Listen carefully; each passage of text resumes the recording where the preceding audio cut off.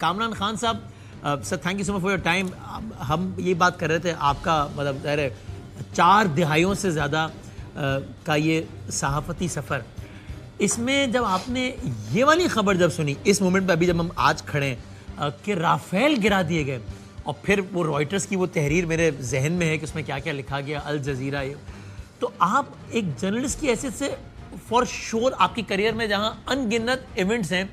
یہ بالکل high light یا سر فہرست یا ٹاپ 2-3 میں ہے کہ یہ ہو گیا. چونکہ اس سے پہلے میں نے کہا ہم نے تو اپنے زندگیوں میں کتابوں میں پڑھا, معاشرتی علوم, پاکستان اسٹڈیز, یہ ہوا وہ ہوا, یہ تو ہم نے ہوتا دیکھا اور پھر دنیا نے مانا کہ ایک ہمارا موقف تھا, ایک بھارت کا موقف تھا. بظاہر تو دونوں کہہ رہے تھے کہ جناب اچھا پرفارم کیا ہے, لیکن پوری دنیا کہہ رہی تھی کہ نہیں پاکستان نے وہ کر دکھایا ہے جو حالیہ تاریخ میں یا بلکہ تاریخ میں ہوا ہی نہیں ہے. کامران صاحب جی, یہ واقعی ایک المٹ نقش ہے جو دماغ اور دل پر ہے, جو اس رات کا خاص طور پہ جب یہ ایڈونچر انڈیا کا شروع ہوا, ملٹری ایڈونچر, اور مجھے جو اس سے پہلے کی جو زیادہ ویوڈ میموری ہے میری وہ ہے 1971 کی وار کی, جب انڈین ایئر فورس اور ان کے ایئر کرافٹ نے جب بنگلہ دیش کی جنگ کے بعد پاکستان کی مغربی پاکستان پہ جب اٹیک شروع کیے تھے تو کراچی پہ اٹیک ہوا تھا. اور مجھے یاد ہے ایز اے چائلڈ میں دیکھ رہا تھا کہ وہ شاید انڈین کیمرا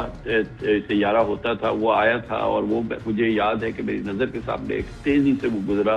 اور پھر اس نے جو ہے وہ کماڑی پہ جو آئل ڈپوز تھے ان پہ اس نے ہٹ کیا تھا, اور پھر جو تھا اس میں سے جو فائر تھی اور پھر اسموک تھا وہ 1 دن 2 دن تک کراچی میں رہا تھا. اس طرح کے خیر ہم لوگ شاید یورپ میں اور دوسرے ملکوں میں شاید لوگوں نے کبھی زندگی میں ایسے لمحات جو ہے وہ اپنے خواب میں بھی نہیں دیکھے ہوں گے, جو کہ ہم نے اپنی حقیقت میں اس قسم کی مختلف چیزیں جو ہے وہ اس کے ہم عینی شاہد ہیں. تو یہ جو تازہ ترین جو یہ گزشتہ مئی کے اس کا یہ پورا معاملہ ہے, تو میں تو آنیسٹلی میں بتاؤں کیونکہ ہم لوگ دبئی میں تھے نقطہ کے حوالے سے, اور ظاہر ہے کہ یہ رات کی بالکل پاس مڈ نائٹ کی بات ہے, تو we rush to the studio, Dubai studio میں ہمارا جو اسٹوڈیوز وغیرہ ہے وہاں جا کے ہم نے اس کو انرجائز وغیرہ کیا اسی دوران, اور پھر یہ کانفلکٹ ظاہر ہے کہ جاری تھا, اور پھر یہ خبریں آنے لگی کہ ایک گرا لیا پاکستان نے, پھر دوسرا گرا لیا, پھر تیسرا گرا لیا. میں آنیسٹلی بتاؤں مجھے نہیں یقین آ رہا تھا, میں بالکل دل کی گہرائی سے میں بالکل بتا رہا ہوں اور ایمانداری سے بتا رہا ہوں کہ مجھے تو یہ یقین نہیں آ رہا تھا. میں نے کہا یار جان گئے تو ابھی انبلیویبل. اور جیسے انڈیپینڈنٹ ذرائع ہم جج کر سکتے ہیں کہ یعنی کون سا پیس جو ہے یہ فگمنٹ آف امیجنیشن ہے, یا کون سا پیس جو ہے یہ کسی کی سیلف کریشن ہے. لیکن جیسے یہ پتہ چلتا گیا, احساس ہوتا گیا کہ یہ ایسے ہی ہوا ہے جیسا کہ ہم دیکھ رہے ہیں اور ہم بیان کر رہے ہیں کہ 3 طیارے, 4 طیارے, 5 طیارے یہ گر گئے, اور we are talking about very early hours of the war. تو یہ یقینی طور پہ ایک ایسا لمحہ ہے جو کہ شاید پاکستان کے حوالے سے, پاکستان کی عظمت کے حوالے سے, پاکستان کی عزت کے حوالے سے, پاکستان کی انوینسیبل ہونے کے, ناقابل تسخیر ہونے کے حوالے سے جو اس کا ثبوت اور جو اس کی شواہد سامنے آئے, اس نے رونگٹے کھڑے کر دیے کہ یار یہ تو سب صحیح ایسے ہی ہو رہا ہے, اور یہ جو ہم دیکھ رہے ہیں یہ واقعی یہ ایسا ہی ہو گیا ہے, اور یہ ہو گیا. اور پھر اس کے بعد جب اگلے دن یہ بات خبر آئی سامنے کہ انڈین ایئر فورس کہہ رہی ہے, انڈین ایئر فورس چیف کہہ رہا ہے کہ ایئر فورس 2 دن کے لیے گراؤنڈ ہو گئی ہے, یعنی کہ اس کے بعد کوئی ان دا مڈل آف دی وار ایک کنٹری جو اپنے آپ کو دنیا کی 4تھی بڑی ملٹری پاور کہتا ہے, وہ خود کہہ رہا ہے کہ ہم نے اپنی ایئر فورس کو گراؤنڈ کر دیا ہے. یہ تو آپ نے ایک طرف کا سارا زاویہ بتایا, دوسری طرف یعنی افاد نے جو کیا وہ تو کیا اور کمال کیا, قوم نے جو کچھ کیا مطلب وہ بھی کمال ہی کیا نا. کہ ہم جانتے ہیں کہ بالکل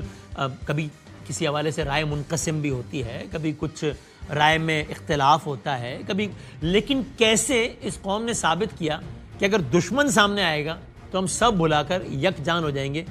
پھر ہمارا ایک ہی نعرہ ہوگا، یعنی کہ پاکستان۔ قوم کا جو رویہ اور مزاج تھا اس کے بارے میں ہی بتائیے گا۔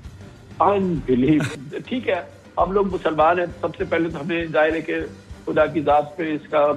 احساس ہوتا ہے کہ جی کہ یہ اللہ کی طرف سے جو ہے یہ ایک انعام ہے ان 25 کروڑ مسلمانوں پہ، پاکستانیوں پہ، اور پھر اس کے بعد کس کے اگینسٹ؟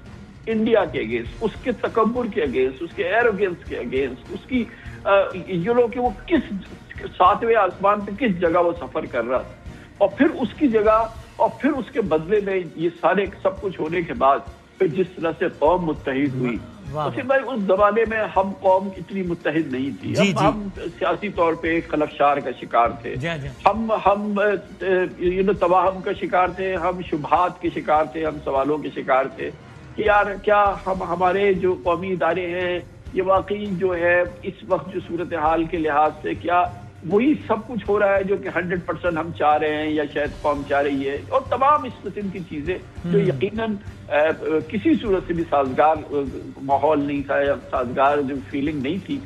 لیکن وہ جو کایا پلٹی اس کے بعد جس طرح سے قوم متحد ہوئی، جس طرح سے افواج پاکستان کا وقار جو ہے وہ بالکل آسمان پہ پہنچا، افواج کے ساتھ قوم کی لگن، محبت، پیار، جذبہ، یہ تو سب سے بڑی چیز ہے نا۔ یہ تو ہماری ریڑھ کی ہڈی ہے۔ اگر ہم نے ایگزسٹ کرنا ہے، اگر ہم نے سروائیو کرنا ہے، اگر ہمیں اپنے قوم کی حیثیت سے سروائیو کرنا ہے اور اپنا ایک مقام قائم رکھنا ہے، ہم نے دنیا کو ثابت کرنا ہے کہ ہم ضرور ایک نیوکلیئر پاور ہیں، لیکن بغیر نیوکلیئر پاور کے ہم اپنے سے 7 گنا 10 گنا بڑے دشمن کو جو ہے وہ زیر کر سکتے ہیں۔ الحمدللہ۔